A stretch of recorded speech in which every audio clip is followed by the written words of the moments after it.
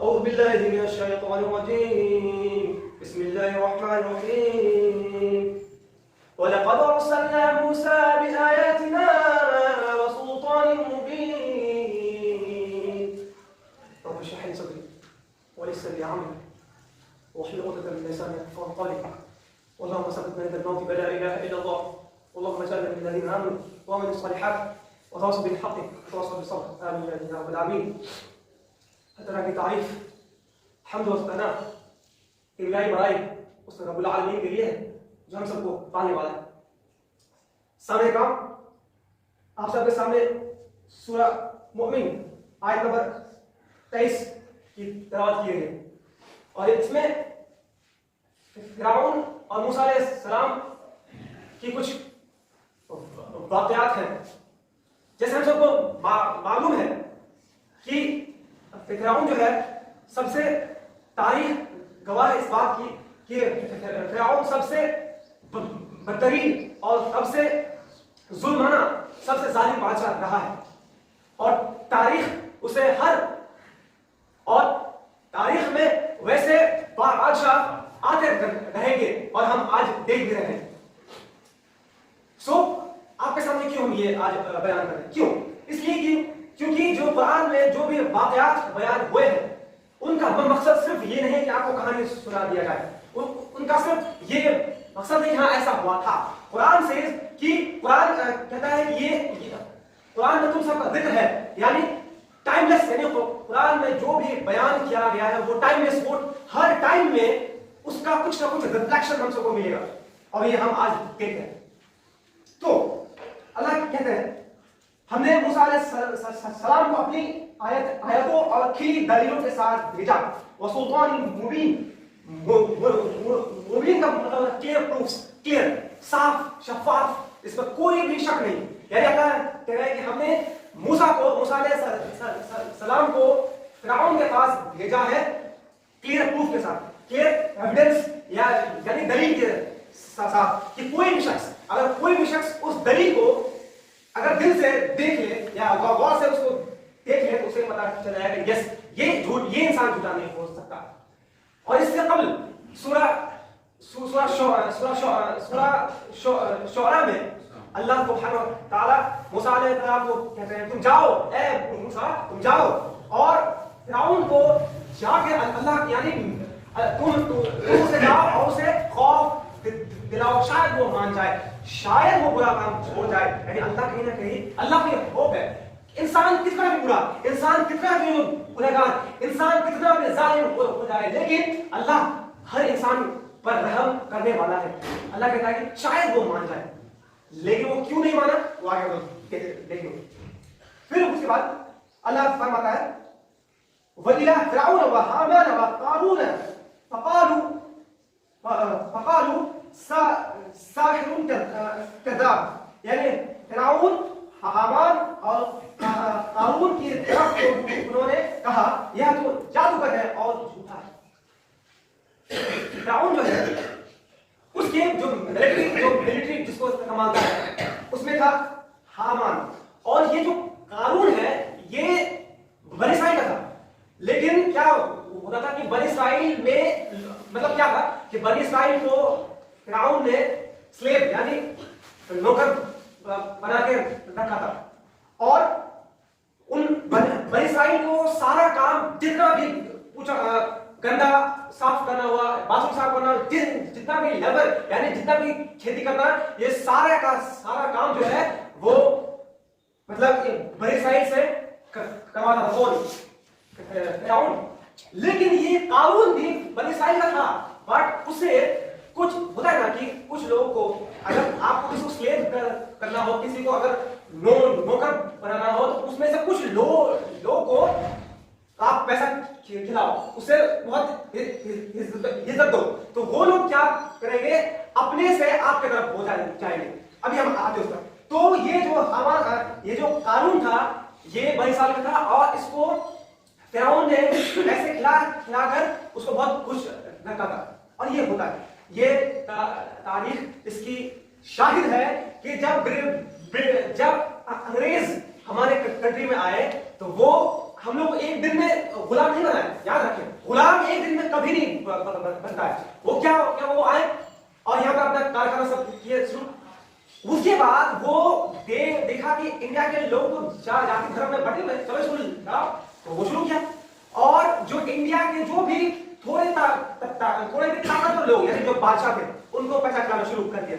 उनको अलग अलग हवस देकर उनको वो पैसा देकर जो ईस्ट इंडिया कंपनी, जो भी ईस्ट इंडिया कंपनी उस किंग्स को, आप लोग अगर हिस्ट्री पढ़े हो तो आप लोगों को पता होगा कि उस ईस्ट इंडिया कंपनी इंडिया के कुछ प्रिंस जो बादशाह थे उनको अपने अंडर कर लिया, सो कॉल्ड पपेट्स। और जो ईस्ट इंडिया कंपनी जो भी अंग्रेज बादशाह को कहता था सब करता था। और नौबत ऐसा आ गया कि बादशाह को अब ईस्ट इंडिया कंपनी का जो भी सामान था उसको टैक्स फ्री करना पड़ा। यहां तक कि अब ईस्ट इंडिया कंपनी इतना इंडिया में इन्वॉल्व हो गई कि इंडिया के जुडिशरी, यानी अब लॉ, यानी अब जो भी लॉ बनेगा, चाहे वो मुस्लिम का, चाहे वो हिंदू का, चाहे वो क्रिश्चियन का, वो ईस्ट इंडिया कंपनी बनाएगी, यानी ब्रिटिशर्स लोग बनाएंगे। और ये हुआ कैसे, शुरू कहां हुआ कि कुछ लोगों को, जब इंडिया के कुछ लोग समझ नहीं पाए कि ये लोग, ये गोरे लोग तो हम लोग स्लेव कर रहे हैं, लेकिन उनका क्या था, पैसा, ये था। यानी हिस्ट्री रिपीट्स इटसेल्फ, यानी कुरान भी ये कह रहा है, वो जो कानून था ये अभी हो रहा है, ये अभी हो रहा है। तो हिस्ट्री, हम कहते हैं हिस्ट्री अपने आप को इस तरीके से रिपीट करेगा कि इस कुरान से आपको उसका रिफ्लेक्शन नजर आएगा, ठीक। तो इसी तरह इंडिया को, यानी इंडिया जो स्लेव बना, इंडिया जो इस इंडिया कंपनी के अंडर में आ गया, वो हमारी ही गलती के कारण। सो उसके बाद हाँ, तो क्या फिरौन और उनके जितने भी चाहने वाले लोग थे कोर्ट में, उनके वो सब क्या कहते थे कि ये जो मूसा है ये जादूगर है, इसकी बात लोग मत सुनो। अच्छा, क्या ये मोहम्मद सल्लल्लाहु अलैहि वसल्लम को कहा गया था? बिल्कुल, मोहम्मद सल्लल्लाहु अलैहि वसल्लम को यही कहा गया था कि इसकी बात मत सुनो, ये जादूगर है, राइट। और अभी अगर कोई, हम करंट सिचुएशन की बात कर रहे हैं, पॉलिटिकल सिचुएशन की बात कर रहे हैं, अगर किसी देश में अगर कोई लोग मतलब कोई अगर कोई हाँ क्या है कि कोई कंट्री में माइनॉरिटी लोग उन पर जुल्म हो रहा है, अगर वो उसके खिलाफ कुछ भी बोल दे तो वो जो सरकार में बैठे हुए हैं वो बोलेंगे अरे यही लोगों को खतरा है, इनकी बात तो मत सुनो। वही चीज जब कोई भी हिस्ट्री में या अब भी कोई भी अगर सच बात बोलने जाएगा तो झूठ के जो पहरेदार हैं, जो जिसके पास ये गड्डी है, वो उस सच को दबा देगा। और हमारे देश में भी कोई हो रहा है, अगर कहीं पर भी कोई गलत हो रहा है और कोई चीज, कोई भी, चाहे वो पॉलिटिकल पार्टी हो चाहे कोई भी हो, अगर उससे कोशिश कर रहा है तो उसको अलग तरीके से सोशल मीडिया अलग तरीके से उस इंसान को बदनाम करने की कोशिश की जाती है। This is history and this is present. जो हिस्ट्री में हुआ वही अब भी हो रहा है। शायद आपको वो कनेक्शन नजर आ रहा हो। उसके बाद बस जब उनके पास मूसा अलैहिस्सलाम हमारी तरफ से दीन हक को लेकर आए तो उन्होंने कहा कि उसके साथ जो ईमान वाले हैं उनके लड़कों को तो मार डालो और उनकी लड़कियों को जिंदा रखो और काफिरों की जो है साजी है वो गलती में ही है। अब यहाँ क्या, this is the worst crime people can do. इससे ज्यादा बड़ा क्राइम नहीं हो सकता है। इधर देखिए, बनी इसराइल, अभी हम लोग कहानी में, बनी इसराइल जो इजिप्ट में, मिस्र में एक छोटी कौम है और वो कौम जो फिरौन का गुलाम है।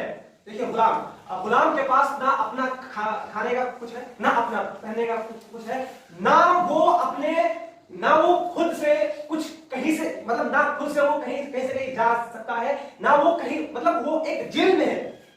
ऐसा आपको फील हो रहा है कि जेल में है, तो जेल में फिलिस्तीन भी है। यानी ये रिपोर्ट है कि दुनिया में जो सबसे बड़ा ओपन जो जेल है ना, वो कौन है? वो फिलिस्तीन है। तो शायद आप वो फील आए क्या कि जो लोग स्लेव थे, यानी बनी इसराइल तभी क्या था, स्लेव था, और उनको अपने मन से ना यहाँ से वहां, ना खाना पीना कुछ नहीं मिलता था, और उनको वो काम, मतलब वो हर वक्त फिरौन के लिए काम करता था, रात दिन, फिर भी उस पर जुल्म किया जाता था। लेकिन इम्तिहान तब हो गई जब फिरौन ने कहा कि एक काम करो कि तुम जाओ, जब मूसा अलैहिस्सलाम ने लोगों को बताना शुरू किया कि ये जो अल्लाह का दिन सच्चा है, तब फिरौन ने कहा, और हाँ, अब मूसा अलैहिस्सलाम की बातों पर सब गौर करने लगे कि हाँ, ये तो बात सही कर रहा है। तब फिरौन को अपना गड्डी का, जो अपना किंगशिप का, उसको फील हो गया, अगर हम ये लोग को नहीं रोके, अगर हम बनी इस्राइल को अभी नहीं रोके, तो शायद ये लोग मेरे हाथ से फिसल जाए। तब वो क्या बोला? तब वो बोला कि बनी इस्राइल के जो भी लड़के हैं, बॉयज मेन है, उसको कत्ल कर डालो, और जो उनकी लड़कियां हैं उनको छोड़ दो। अच्छा, अगर ऐसा कोई कहीं भी ऐसा कोई करे, अगर आपके जस्ट सपोज कि आपके जो आपके जो लड़के हैं उसको कोई अगर मार दे और आपकी लड़कियों को छोड़ दे आपके सामने, और आपके सामने आपके बच्चों को कत्ल कर दे, तो क्या आपके दिल में दहशत पैदा नहीं होगी? और ये दहशत ही चीज है जो आपको स्लेव, जो आपको और हमें गुलाम बनाता है। यानी अगर 5 लोग के घर में अगर 5 बच्चे को कत्ल कर दिया जाए, तो सारे जो गांव वाले हैं, सारे कौम वो डर जाएंगे। अगर वो डर जाएंगे तो क्या वो फिरौन के खिलाफ बोल पाएंगे? नहीं बोल पाएंगे। तो इसलिए वो कहा कि तुम जाओ, मतलब अपने आर्मी को बोला तुम जाओ और उनके जो भी बॉयज हैं उनको कत्ल कर दो। फिर फिरौन ने कहा कि मुझे छोड़ो कि मैं मूसा तो हाँ, हम क्या बोल रहे हैं, हम बात क्या ये सेम चीज फिलिस्तीन में नहीं हो रहा? क्या वहां पर 12,000 सिर्फ बच्चे इस 2 महीने में मारे नहीं गए? लेकिन क्या वहां के बच्चे अब भी मारे जा रहे हैं, फिर भी वहां के माँ बाप बोल रहे हैं कब्र जमील, और यहां तक कह रहे हैं कि मेरे बच्चे शहीद हुए। यानी जहां तक मैंने देखा उनके आंखों में वो डर तो नहीं नजर आ रहा है। और जो फिरौन बनी इस्राइल के साथ किया, वही बनी इस्राइल, वही यहूदी आज मुसलमानों के साथ कर रहा है। हिस्ट्री कैसे चेंज होता है? यानी जिस पर वो जुल्म ढाया गया था, अब वो किसी और पर जुल्म ढा रहे हैं। वही होता है कि जब लोग अपने किंगशिप, अपने जो गति है, इसके बहुत ज्यादा आदी हो जाते हैं, तो भूल जाते हैं कि एक ह्यूमन लाइफ कितना इंपॉर्टेंट है। यानी अल्लाह से कि अगर किसी ने एक इंसानों का, मुसलमान नहीं, ना ही काफिर, ना ही हिंदू, ना ही सिख, ना ही ईसाई, अल्लाह कहता है एक इंसान का अगर किसी ने जान बचाया तो गोया के सारी इंसानियत का जान बचाया, और एक इंसान को कोई नाहक कत्ल किया तो गोया के सारी इंसानियत को कत्ल किया। लेकिन आप देखें कि जो लोग गति में हैं, जो लोग किंगशिप में हैं, जो लोगों के ऊपर पावर है, उनके यहाँ इस जान का कोई वैल्यू नहीं। चाहे आप फिलिस्तीन देखें, चाहे इंडिया देखें, चाहे आप मुस्लिम कंट्री क्यों ना चले जाए, दे डोंट केयर कि कौन मर रहा है कौन बच रहा है।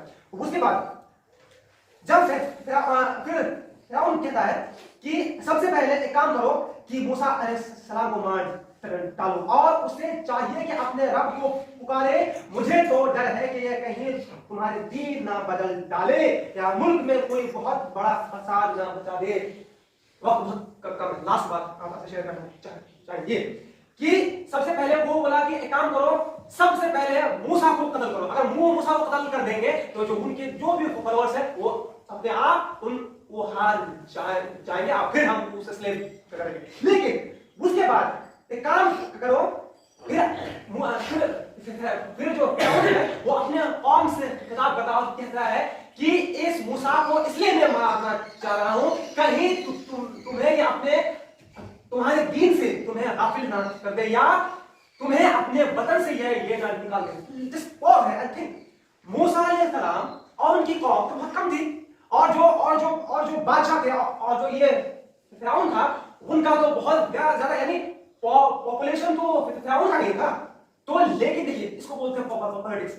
इतने जो फिरौन था वो तो बहुसंख्यक था, उनका पॉपुलेशन वे बियॉन्ड था, लेकिन वो अपने पॉपुलेशन को ये कह रहा है, अपने फॉलोअर्स को ये कह रहा है कि अगर ये कम लोग को, अगर ये बनी इस्राइल को अगर हम नहीं रोकेंगे तो शायद ये हमारे दीन से या हमारे कंट्री को जब्त कर ले।